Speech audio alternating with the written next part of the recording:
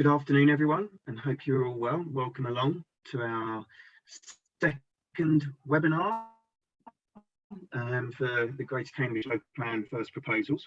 It's lovely to have you all here, and thank you for joining. Welcome back those who have been at these sessions before, and welcome to those of you who are new and haven't been to the sessions before.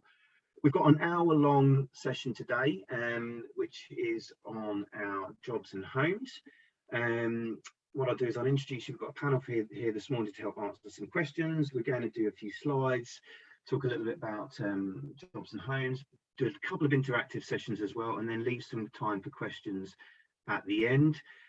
Please feel free to ask questions in the Q&A as we go through the webinar, because our panel will do our best to answer as many questions as possible during the presentations as well. What I'm going to do quickly first is I'm going to unshare my screen. I'm going to introduce you to the panel, and they can introduce themselves. So without further ado, I'm going to come to Stuart. Hi, my name is Stuart Morris. I'm a Principal Policy Planner at Greater Cambridgeshire Planning. Good morning, Stuart. Nice to have you. John. Hello, I'm John Dixon. I'm the Planning Policy Manager. Hey, John. Caroline. Good morning, I'm Caroline Hunt. I'm Strategy and Economy Manager. Hey, Caroline. And Stephen. Good afternoon, Stephen Kelly, Joint Director of Planning. And lastly, but not least, Matt. Thanks, Matt Kingan, Economics Director at Consultancy. Our senior projects been supporting on evidence base. Thanks, Matt, and thanks for joining us. And just a couple from me. So we've also got Will Smith and Tim Cliff in the background here running all of the tech this morning. So you know, do my big thanks to them, because without them we wouldn't be able to do this. My name's Paul Frainer. I am the Assistant Director for Strategy and Economy in the Greater Cambridgeshire Planning Service. So quickly, I'm just going to give a bit of an outline of the session, and then I'm going to hand over to Caroline, who's going to start walking you through the first slides. So here we go, and I hope that you can all see my screen again. So we have got a fairly comprehensive, we hope, session for you. We're going to talk a little bit about why we need to plan for development, a little bit about modelling. As I said, we will have a couple of interactive sessions, so try and get you involved in your thoughts as well. Some other thoughts from others on what happens if we don't plan enough. And we will bring it together at the end and have some wrap-up questions. And as I said, if we don't get to any questions within time, anything that we haven't already got on our FAQs on the website will be put up in due course. So without further ado, I'm going to hand over to Caroline. Thanks, Paul. So starting at the beginning, I suppose, really, well, you know, what is planning all about? Why are we having this conversation, and why are we producing our local plan? I mean, planning is really, you know, at the heart of planning is around how we ensure sustainable development.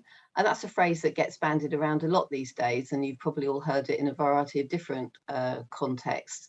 And I think many people understand that it's about how we protect the environment in the long term. So sustainable, it's all about sustaining a healthy planet, ultimately, into the future for future generations. So clearly the environmental side of things is absolutely key, but the term sustainable development actually has three aspects to it. It's also about an economy, because a successful economy provides us with all the products that we require to live on a day-to-day basis, doesn't it? As well as providing our work that sustains us as individuals, it also provides the goods and services that we need to live day to day. And there's also a social and community aspect to sustainable development. So it's about how we, as people living on planet Earth, you know, how we live and interact, and how we make sure that we have an inclusive society that meets the needs of everybody. And as I say, it's about today, but also for future generations. And there's been a lot in the news recently, hasn't there, about the climate change and so on. I think it's also worth saying at the outset that we, in terms of our planning, the planning process and the planning system, we have a plan-led system, and that means that the local plans and other development plans that local planning authorities prepare set out the policies against which planning applications are ultimately judged. So it's really important that we engage effectively with our communities and all stakeholders in the plans we prepare, because that plan will set the framework against which planning applications are ultimately judged. So it identifies how much development, it identifies where that development should go, and the policies against which that development will be proposed development will be judged. So this is the stage that's really important to engage, because once the plan is set, it's the basis for determining planning applications. So, but also we don't start with a blank sheet. As planners, as local planning authorities, we have to work within national planning guidance, which is set out in the National Planning Policy Framework, sometimes called the MPPF. And the framework sets out very clearly for us what we're required to do as planners. And the local plan that we prepare, which is a development plan, it's a statutory plan. It's a plan that has legal weight in making decisions. So it's really important that that plan is soundly prepared, and ultimately it gets tested at an examination by an independent inspector. So we have to make sure that we follow the required policies and requirements in setting out our plan, because ultimately it needs to be found sound in order to be able to have weight and perform its job in providing that planning framework. And the framework says that we must provide for our objectively assessed needs for housing and other uses. And I think the word objectively assessed is important, as well as it's our needs. So what does that mean? And we'll come on to that.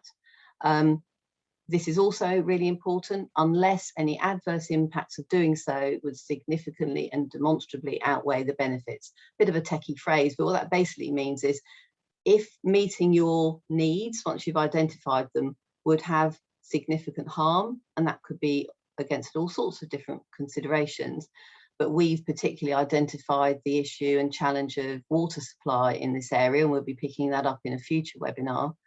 But you know, we're really clear that providing our needs is dependent on having sufficient water supply, because otherwise the significant impacts of doing so would be significant. So that's the sort of considerations we have to weigh as we're preparing our plans. So the principles we need to follow, set out in the framework, are that we must determine the minimum number of homes needed, and our policies must be informed by a local housing need assessment conducted using the standard method it's described as in national planning guidance. But that says, just to be really clear, sets a minimum number of homes that are needed, but we also have to look at the framework as a whole and all the other aspects and requirements in the framework.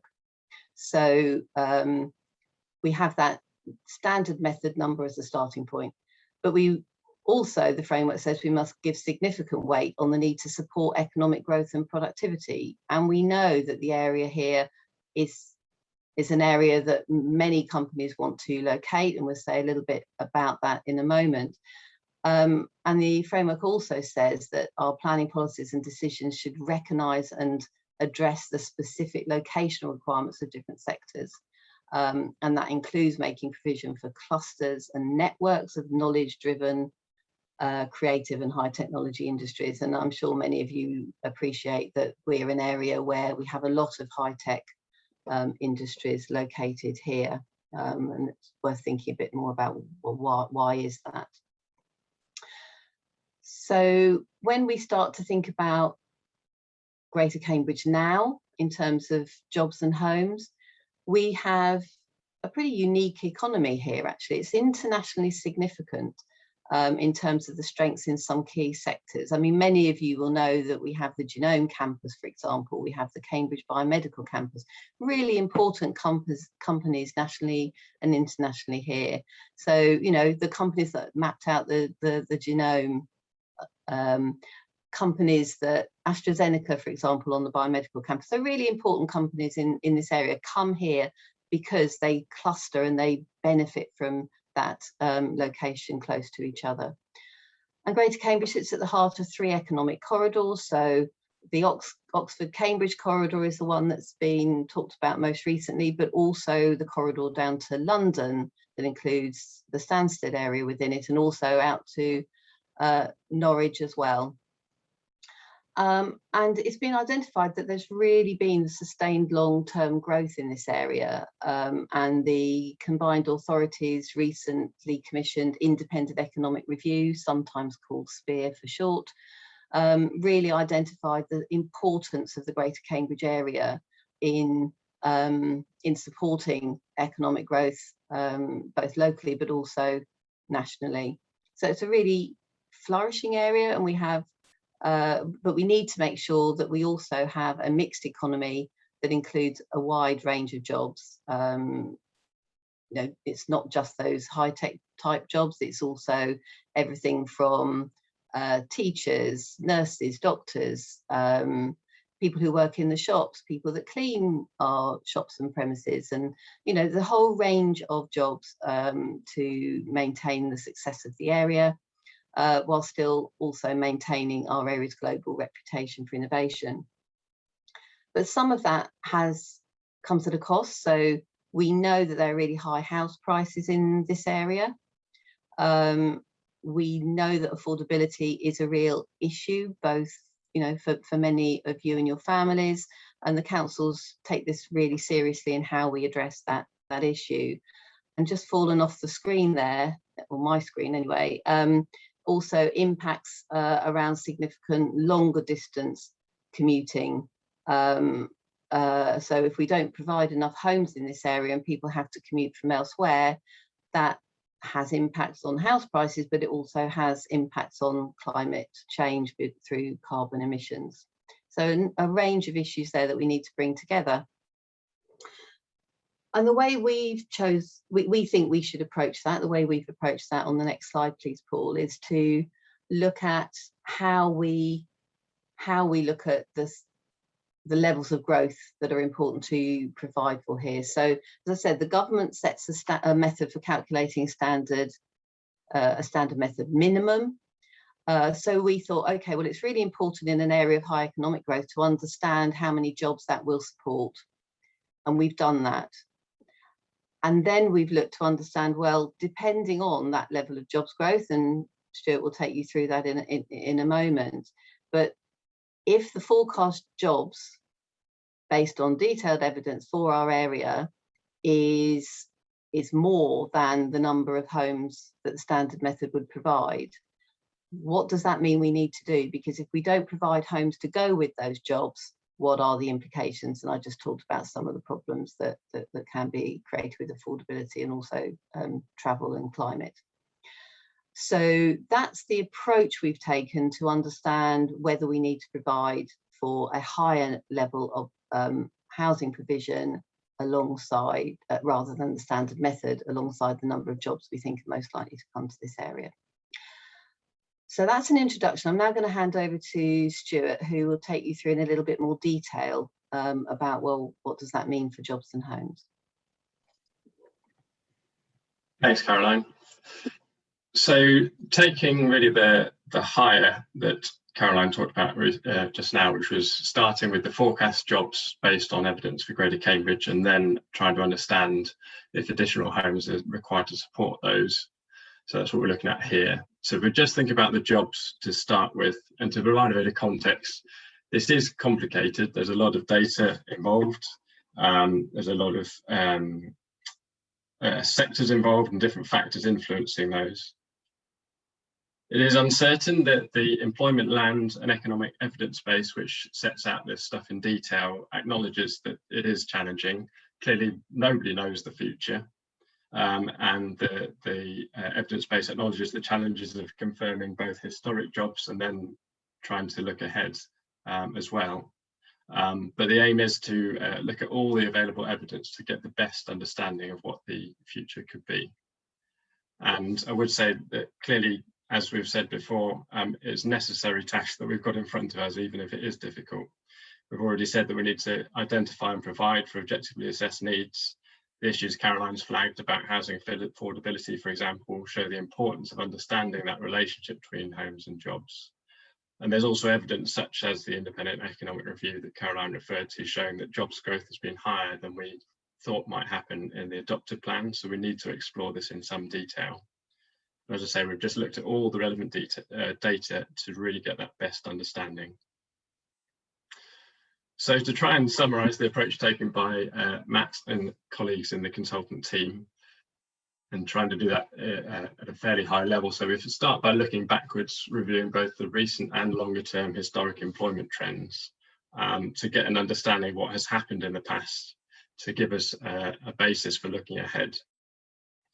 And then when we do look ahead, we start with the standard regional economic forecast, which has been used by many planning authorities at other examinations and is something that's necessary to use because it provides that view on sectors that then gives us an understanding of our employment land needs. So we use that as a starting point, but then looking at a range of evidence, including, again, the past evidence of trends within key sectors, from talking to businesses and considering the needs of those individual sectors. Matt and colleagues identified key sectors in Greater Cambridge that were anticipated to grow above that baseline.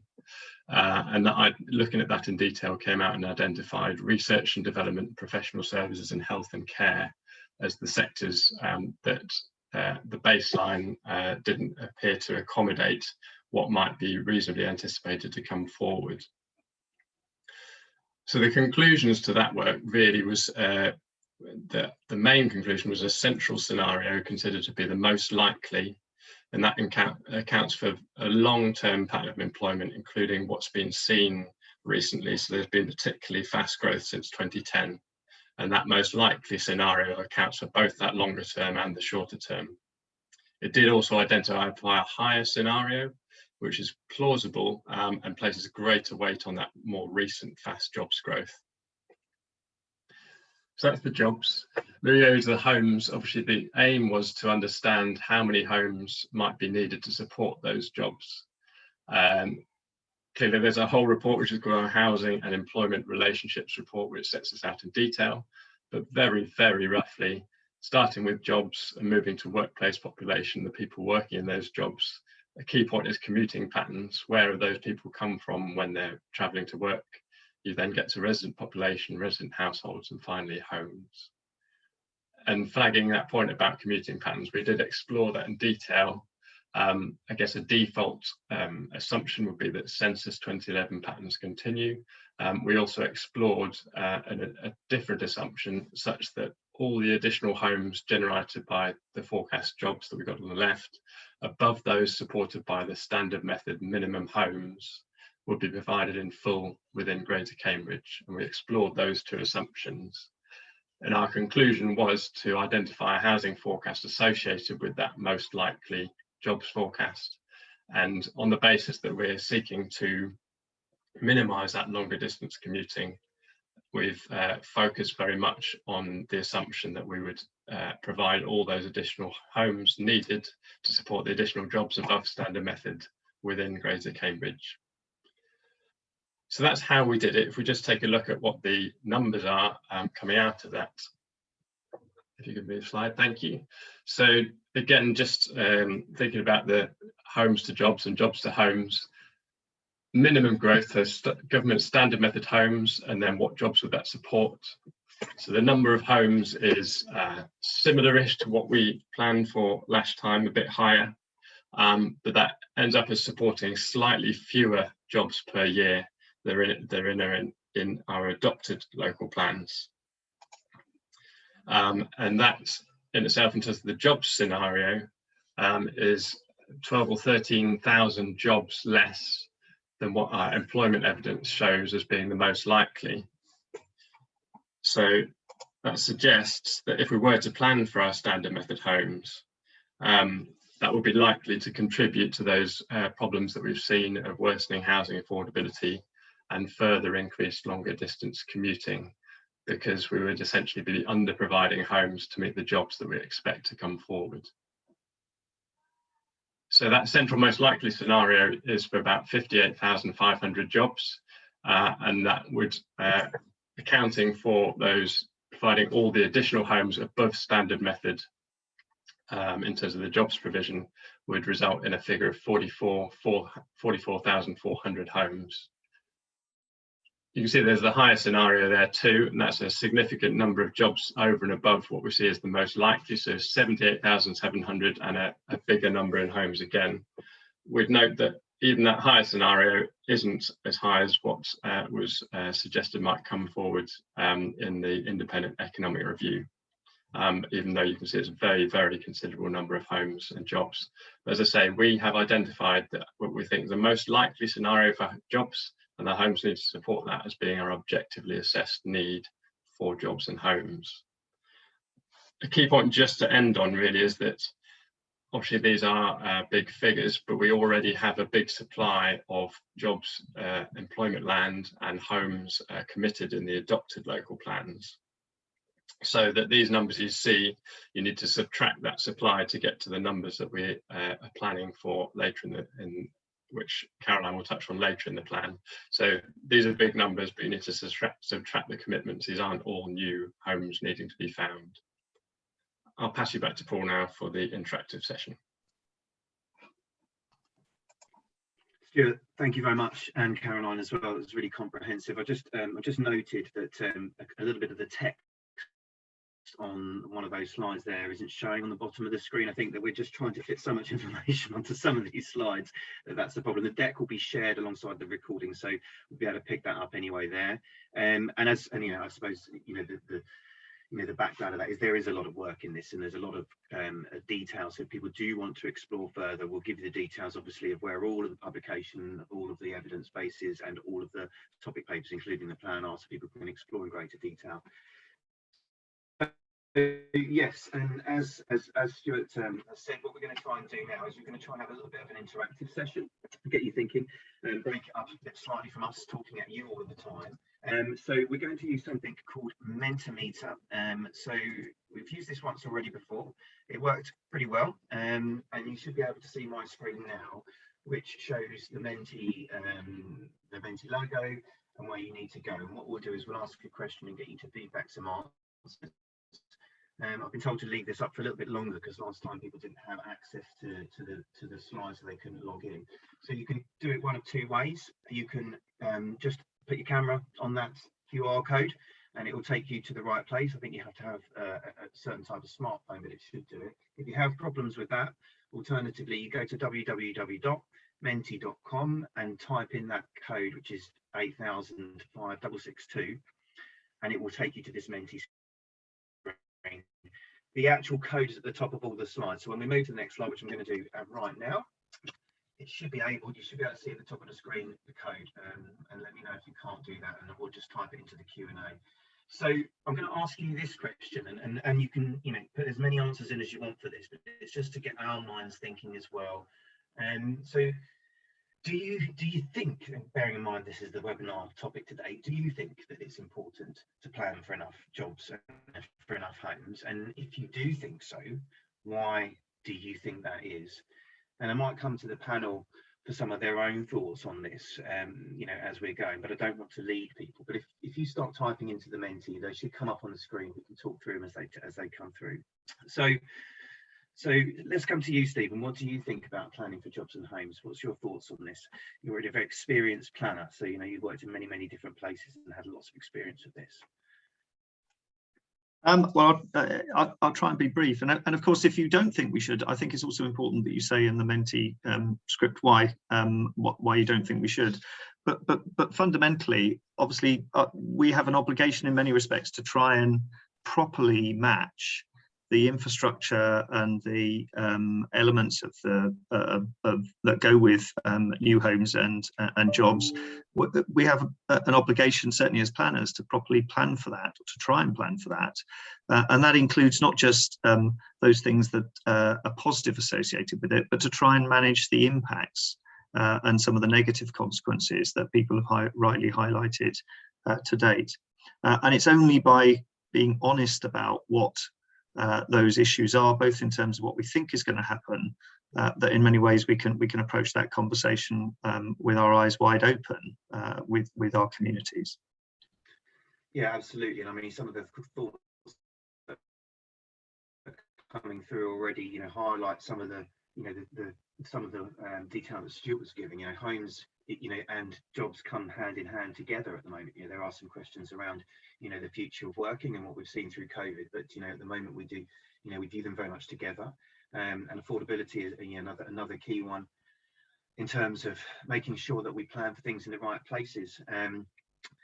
I think an interesting one there is properly plan, and that's a really good point, and that's what we really are trying to do with this. I mean, in the UK we are a plan-led system, so you know, a real focus should be on this part of the planning process, you know, ensuring that we get the right framework in place to outline at least, you know, where we are putting things and how much we think we might need. And you know, in terms of what Stuart's saying, yes, things are inherently uncertain, but you know, we still have a job to do to try and create some, you know, some buffer of certainty around it.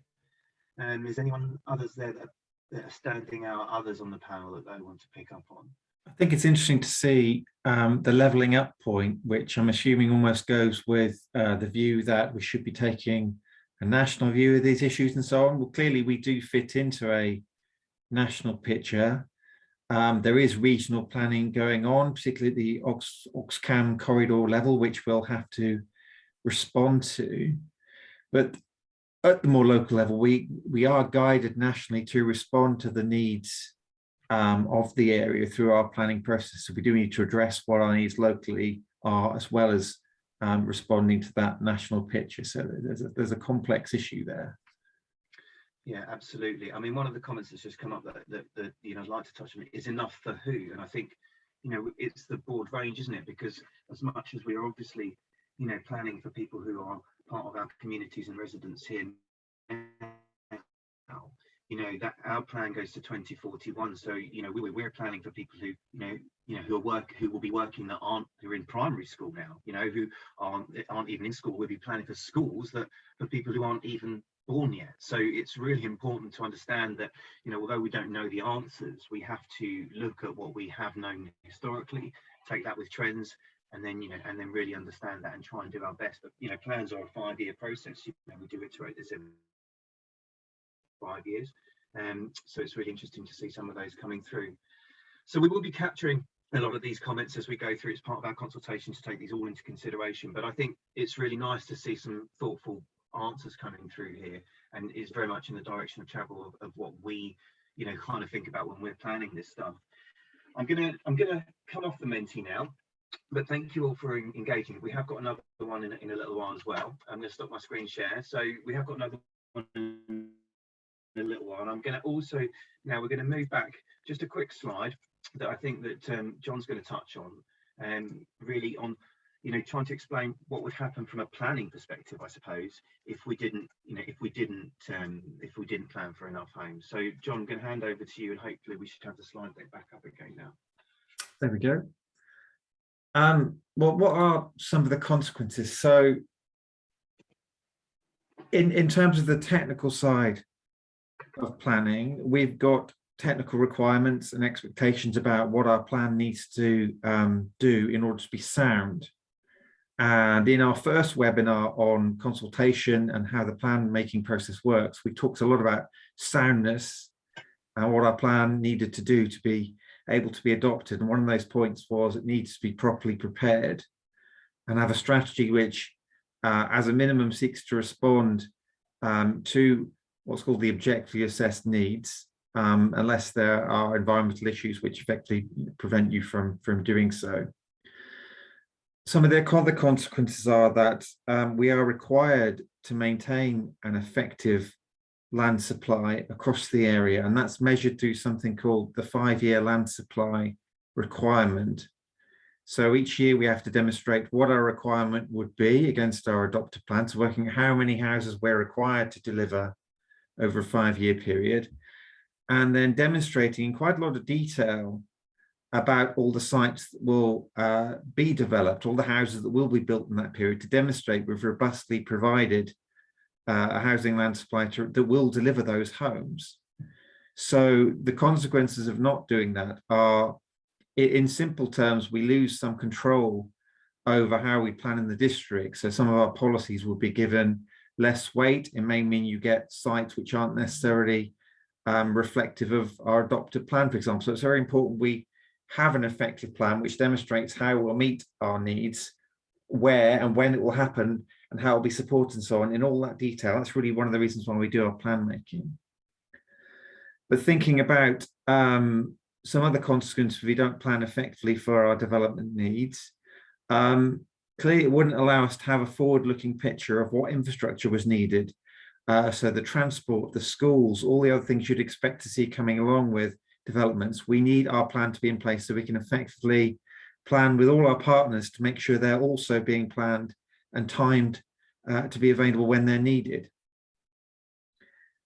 We need to look at housing affordability, so we need to keep our supply of homes coming forward, because everybody knows there are significant price issues around the Cambridge area, and we need to make sure we're delivering homes to do our part in helping respond to those issues, and also delivering significant elements to be affordable housing. In terms of employment land supply, we're required to maintain an effective supply of employment land. But if we don't do that, actually some of the firms that will be most affected are the lower value sectors and the lower value companies, which would struggle to find supply.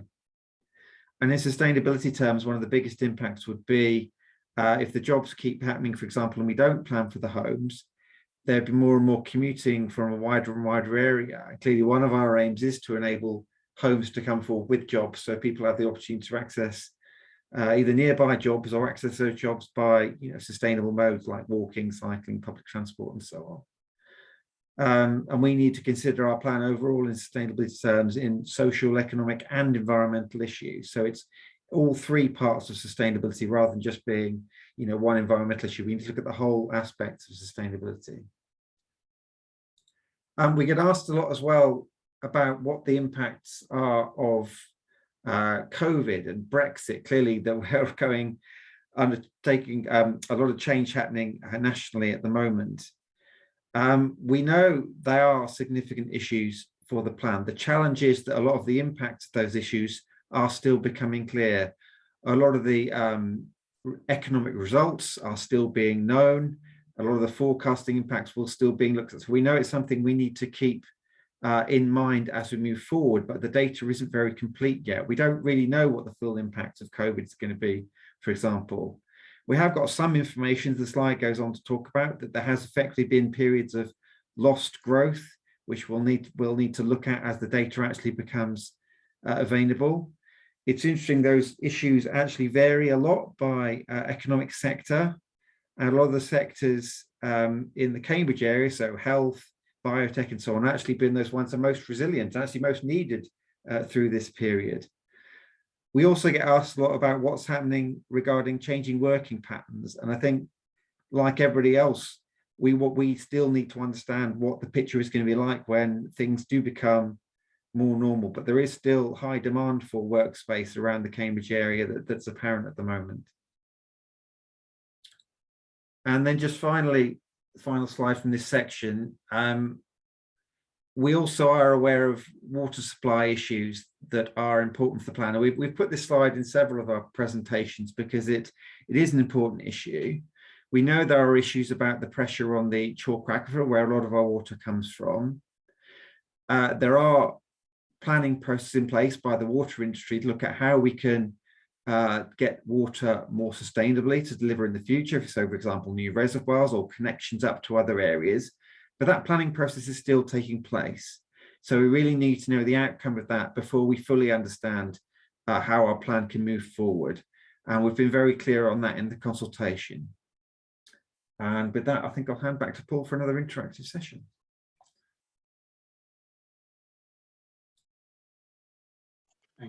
Thank you very much, John, and that's helpful to have some context from our perspective as well. And yeah, we will run another interactive session now, and hopefully you enjoyed the last one. I'm sure you're all absolutely excited about the next one I've got in store for you here. Essentially, yeah, it's very interesting, isn't it, to talk about sustainability in the round, really, and the water issue. Obviously, we know that that's a huge concern, not just to our communities, but to us as well, because as planners, you know, we are trying to balance all of these things up. If you are interested, as I say, we'll come to it at the end. There are a number of sessions that are going into more detail on some of these specifics. We've actually got a session tomorrow on the sites, but next week we have a whole session dedicated to climate change, and the water issues are going to be discussed in far greater detail during that session. So I'm going to move to this next Menti. Again, same process, same code, I think, this time, which is quite good. I think we're getting the hang of this now. So what we'd like you to do, really, just quickly, is to rank these priorities, or these five priorities, in terms of when we're planning for new jobs and homes. Now, we've just thrown these five on here. You know, if you think there are other priorities that we should definitely be thinking of, then please put them into Q&A. We can stimulate some conversation within the Q&A with that. But you know, as we've said, you know, don't just use the ones next to us. And you can see that our whole plan is built upon, you know, the themes that we've kind of gone all the way through, is around, you know, inclusion and well-being, climate change, biodiversity, and great places, but structured with the underlying need and sustainable need to provide homes, jobs, and the infrastructure that we are required to support that.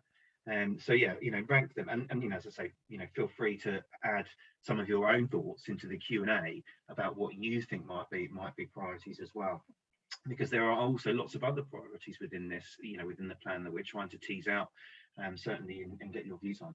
So housing affordability is coming up first here, which is really interesting, actually. And I'll welcome thoughts from the panel on this as they're seeing some of these things come through, because, you know, as in a way, in some ways, it's a little bit of a trick question, because they're also interlinked in the way that, you know, you can't have one without the other, essentially.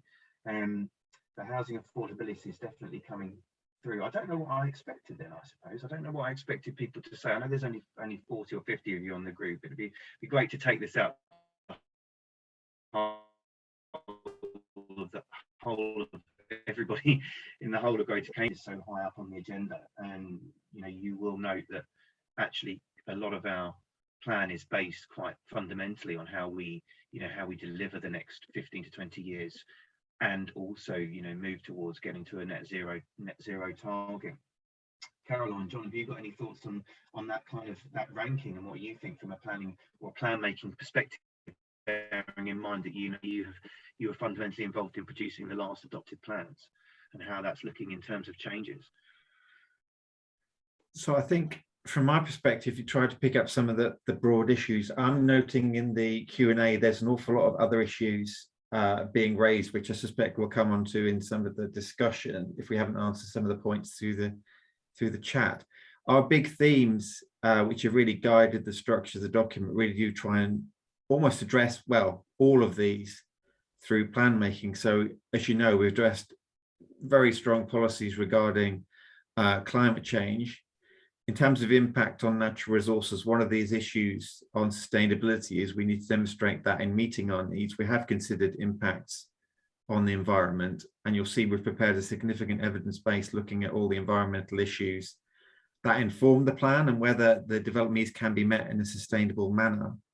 We've also done an awful lot of work looking not only at the overall jobs growth, but very much exploring what types of jobs we provide, including being informed by the study which Matt on this call worked extensively on.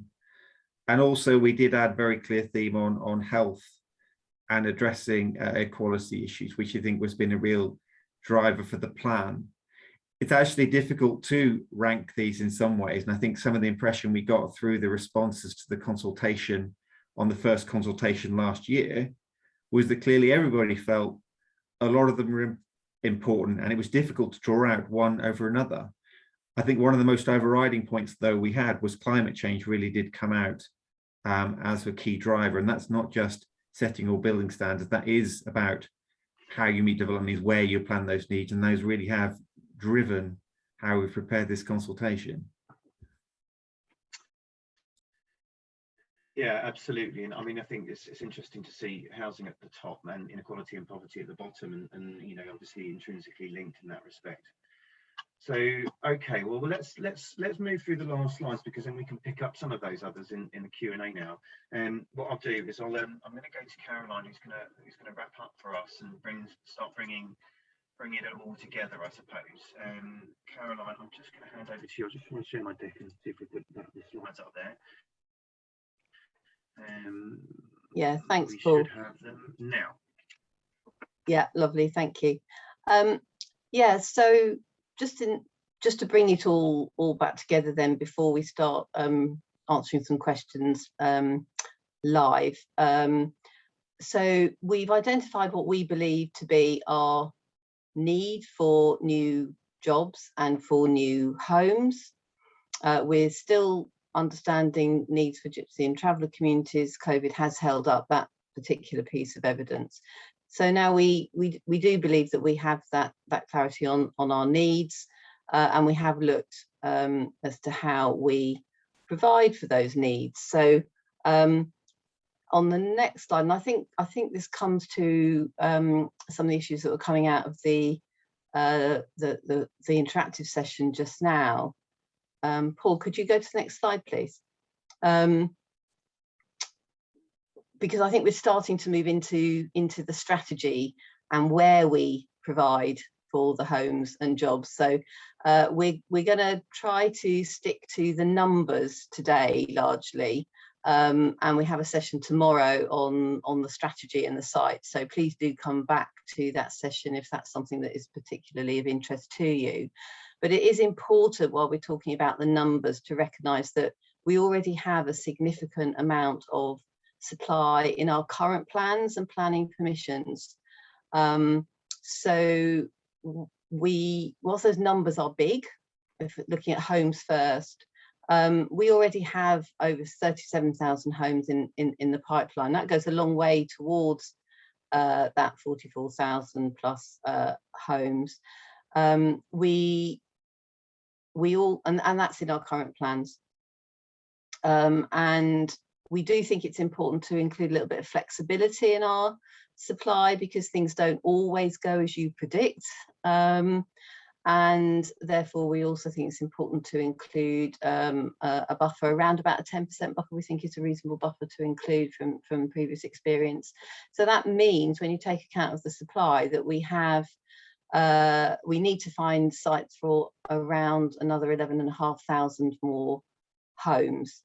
And in terms of the strategy that we're starting to look to, which very much goes to that discussion around climate change being high up your list of important considerations, it's very much about where development goes that helps address the climate impacts of development, so that people don't have to rely on a car as the first point of transport and so on. So we're looking to make the best use of the sites we already have. So assuming some faster delivery at Northstowe and Waterbeach, a bit more development at Eddington, and new sites around the edge of Cambridge. So northeast Cambridge, Cambridge East, in terms of housing, and some and Camborne as a location for significant further growth. And also from a business point of view down at the Cambridge Biomedical campus. So I'm not going to touch in any more on that today, but that's a bit of an intro to tomorrow's session. So as I say, please do come back if you are interested in finding out and engaging more with us on that issue. And just to say, in terms of the questions, we will try to run through as many of them as we can. We haven't given you written answers to some of those because they're perhaps easier to talk through at this stage, and then if we don't get through, as Paul said, we'll provide some written responses to follow. Thanks, Paul. Yeah, thanks, Caroline. And just as you know, appreciate that people aren't going to be able to make in person all of these sessions, or virtually all of these sessions, so we are recording them all. And we're promoting them out as soon as we've top and tailed, kind of, you know, made sure that they're all ready to go. They go live. I think the one from last week is already live on the website. This will go live as soon as we're ready to drop it, and again tomorrow. So if you can't make it, or you know people who can't make it, please do point them in the direction. It's up on the website you can see at the bottom there. Also, if you're on Twitter or any of the other social media platforms, if you hashtag GC local plan, it will bring up any of the social media that's going on around the local plan at the moment, and you'll be able to see what's being uploaded and when it's being uploaded. So please do that as well. So yeah, we've got another few events of these webinars coming up, but obviously there is a full events program. We are going out on site as well as much as we can, so please do join us. So what I'm going to do now is I'm going to move over to actual questions. We've still got quite a few, so we'll move to the panel, and I'm going to come and I haven't been able to see the questions so far. So it's all going to be a big surprise to me picking them up now because I've had my screen on share. So yeah, let's go through some of these. Right, let's have a go, and I won't mention names. You are able to post anonymously in here as well if you do wish to. Please go ahead. So right, here's one. Why is there no effective limit on the number of jobs planned in the first proposals other than the market's ability to deliver from the large supplied land from economic development, which already exists, plus the new allocations proposed at North East Cambridge and elsewhere by 2040? And if I understand that question right, maybe John, you could answer that one, or Caroline, have you come off mute? I'm happy to start on that one if that's helpful. Sure. It's an interesting question, isn't it? And I think employment operates in a slightly different way from housing.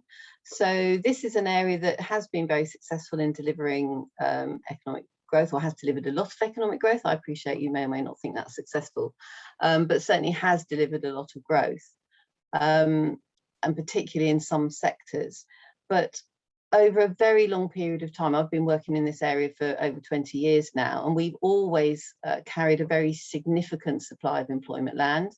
And even when we've been delivering jobs at a fast rate, we've never used up all that supply at any point in time. So I think having that larger supply gives some flexibility in the area, means it can flex with the different economic cycles.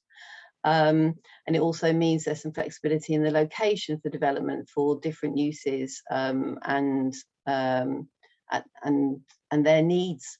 I think there's been comments in the chat around the levelling up issue, and I think that's a really interesting one, because whilst government has recently started talking about levelling up, we don't know quite what that means or quite how that might feed into policy, but they're still certainly very keen to see economic growth around the country. They're very keen to support economic growth in the Oxford-Cambridge arc. The combined authorities, independent economic review, recognise the importance of Greater Cambridge, particularly in some of those key sectors of life sciences and so on. So it's not the easiest question to answer, and there's a very long technical report that Matt, who's on the call here, and team authored. But what they've looked to do is to really try and understand our economy and our sectors and how they perform, how they have been performing, and make their best forecast on what is most likely to happen over the next plan period. And that also does look at what's happened over the recent past. So you know, there's an element of it being kind of scientific, but there's also an element of there being a bit of an art in here as well. So Matt, is there anything that you think would be helpful to add on that without getting into too much technicalities that might give people a bit more of an understanding around that issue? I mean, the sort of perhaps point to consider is right at the start that what officers are trying to achieve is a plan that will be found sound by the inspector when it goes through the full planning process. And obviously, there's lots of things to take into account: sustainability, kind of homes and jobs.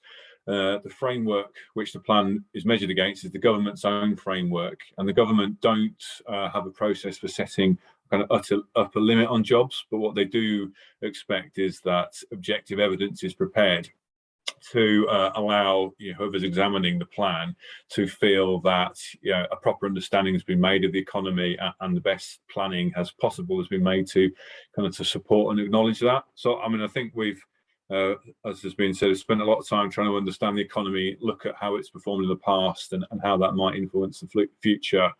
And then the plan as it's sort of moving forward is trying to facilitate growth in a balanced way.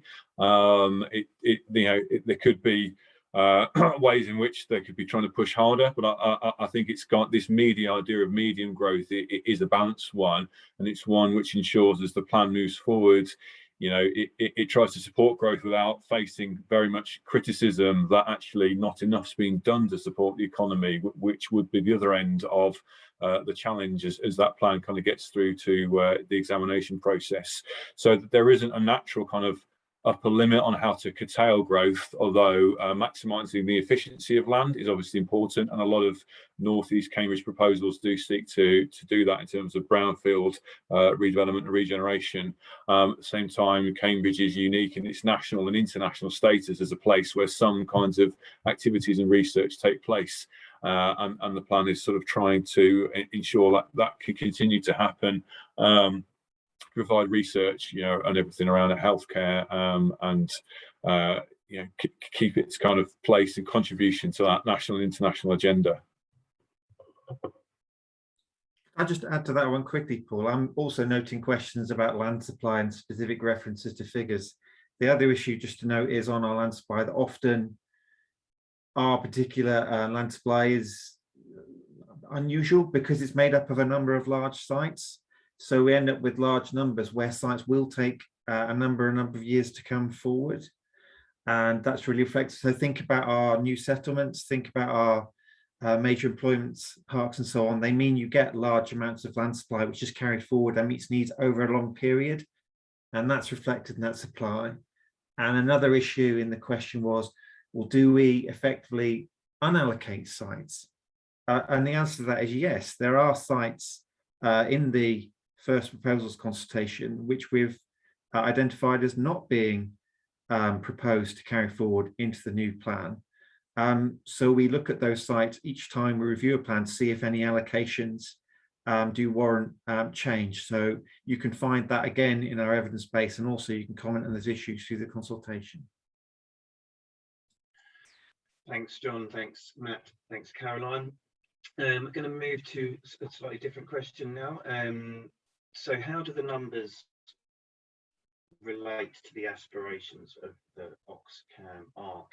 So I'll start off with this one, and then maybe Stephen, you might want to come in with some answers on this one. I mean, the Oxcam ARC in itself is a not particularly well-defined thing at the moment. I mean, we are part of it, but we are the local planning authorities, and it's incumbent upon us to be planning for jobs and homes rather than government in that respect. So there is I think there's a vision for the spatial framework for the Oxcam ARC, which has just been out to consultation. I think it closed in October.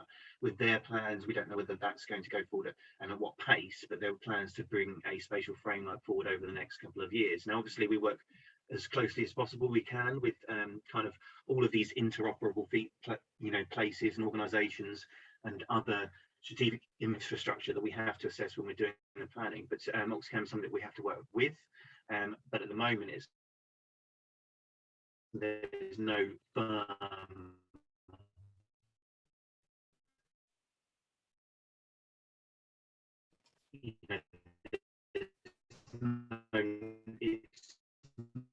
it's not numbers. So Stephen, do you want to add anything else? Can you hear me? Paul, I'm not sure anybody could make sense. I couldn't hear you fully, but yeah, well, really just to add to the point, the Oxcam ARC and the spatial framework consultation suggests that the spatial framework will provide details of housing overall need across the ARC and potentially locations for growth. And we have sought clarity on what that translates to on a kind of authority by authority basis. I think from our perspective, our approach to the Oxcam ARC is at a strategic level, it recognises the significance of places like Greater Cambridge and the significance of the economy, so the country, as well as reflecting an ambition that the higher levels of environmental stewardship and performance are captured in future growth discussions.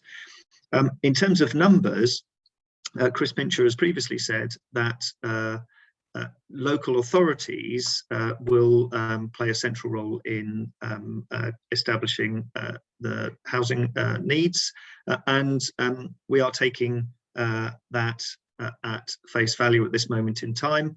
We have a very substantial, and we've been talking about it this morning, we think a very well thought through justification for the housing numbers that we've currently put forward. But of course, we're seeking everybody, including all of your views on that.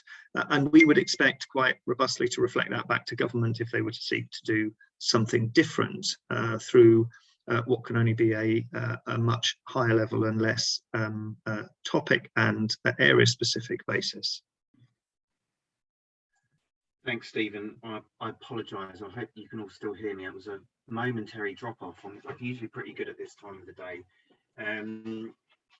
Okay, so another one here, paragraph 61 of MPPF, nice technical one for here, goes straight to paragraphs of MPPF, and says exceptional circumstances justify an alternative approach which also reflect current and future demographic trends and market signals. So on what date, if I make that right, you have the demographic trends been based? Now, I'm not sure we can answer that exactly, but I challenge anyone of the panel to come back with an answer on that as such. I mean, I can attempt to answer that.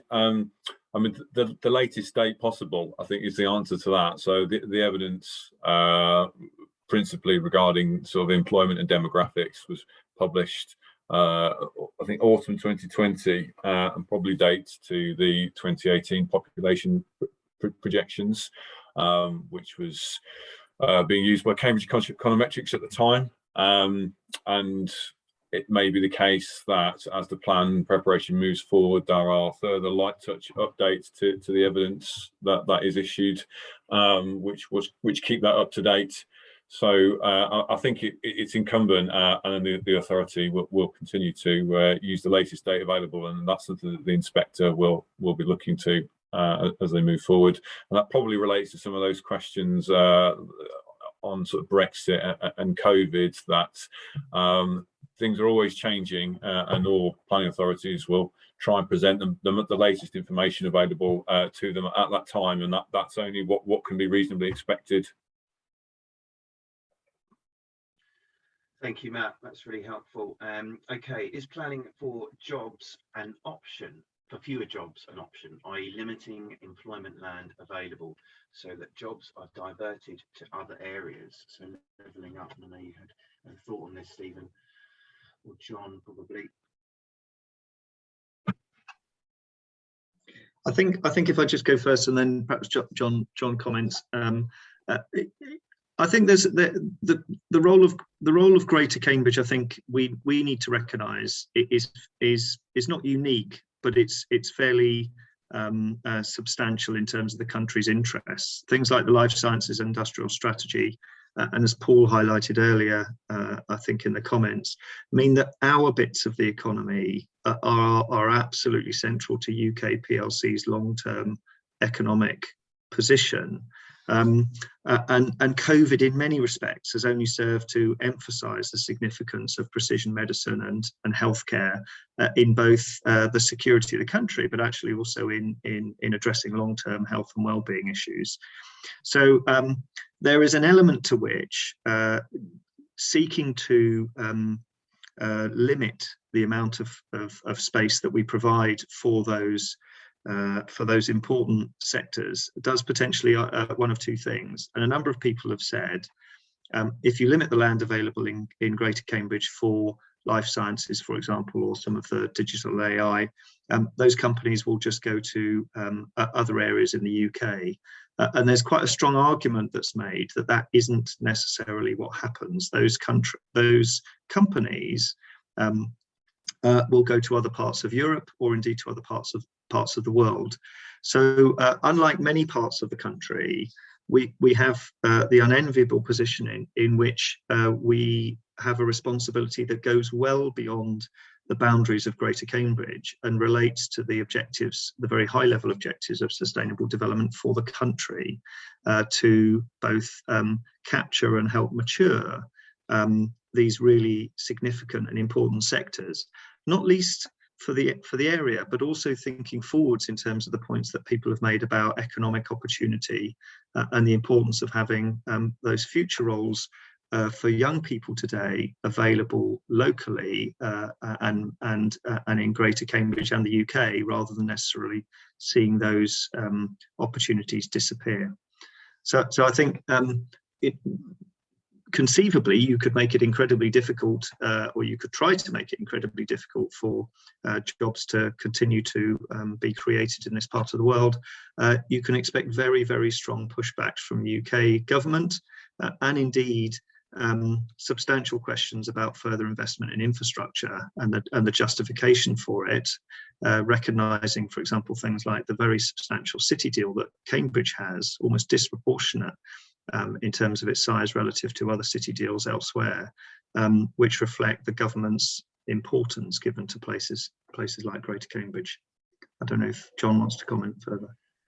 Just quickly, before you do, John, I'm going to bring up the slide that shows how you can get involved in the consultation. We'll take another 1 or 2 questions while we're waiting. I know we're slightly over, but there's quite a lot still to go on, and happy to run over for 5 minutes. But I'm going to bring up the slide so you can all essentially see how to access the consultation, so you can put your detailed comments there. And please do go to the consultation. There's a number of ways you can get involved with it, and use a QR code or else go to the above. John, sorry.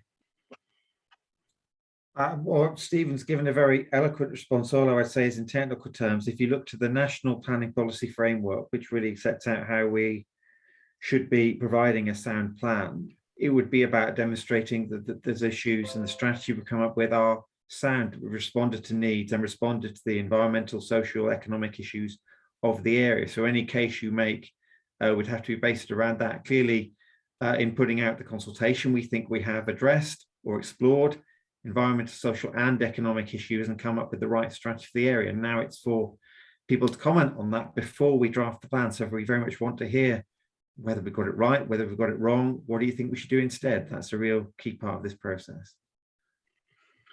Yeah, thanks, John. I'm just going to pick up because there's a couple of questions around kind of homes, work changes in working practices around COVID. I mean, we discussed it before, and John did bring it up in the slide deck. I mean, we are aware that people have changed, slightly how they're working, and we're all remote working still at the moment. I think it's important to understand that actually a lot of modelling has to be a little bit more long term, and that we don't know what trends will move forward or what will hold and what won't.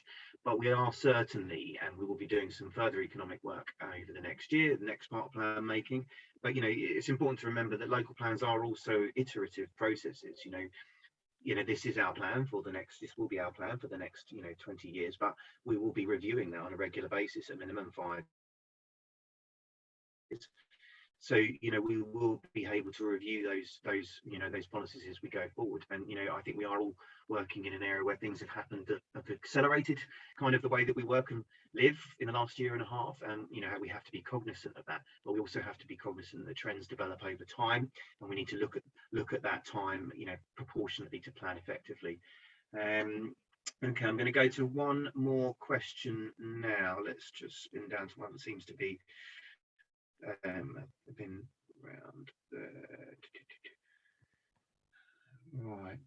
Let me have a look, because I can see a few have been answered. Please explain the calculation for medium plus target for growth.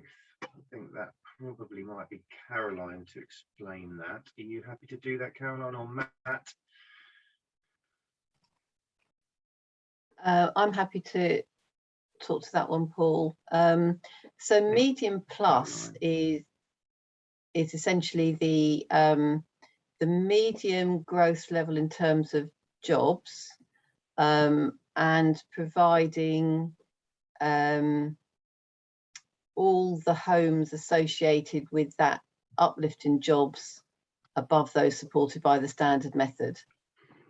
We've tried a number of different ways of trying to explain this quite tricky issue, but if you remember back to that picture with the houses and the briefcases, number of jobs that are supported by the standard method, how many more jobs do we think we're going to provide in our area, and how many more homes do we need to provide to deal with those additional jobs.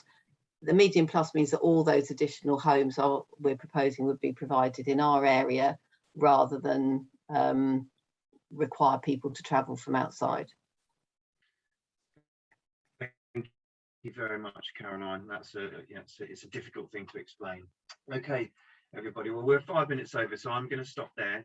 As I say, the recording is will be live probably by the end of the week. We've managed to get through a huge number of questions, but out of the 8 remaining, we will get those that haven't been answered in some form already, that are already answered on our website. We'll get them into FAQs.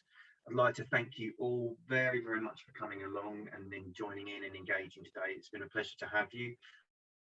I'd really like to thank all of the panel, and thank you for all of your thoughts and adding to the content. Matt, especially, as you're not part of our direct team, so thank you for coming along. As I say, please get involved. It's really important that you communicate your views on this stuff. You'll see on the website, follow the hashtag, and keep coming along to the sessions we'll be running throughout the month. But otherwise, I wish you all a fantastic afternoon and a fantastic week, and I look forward to seeing you in the next session tomorrow.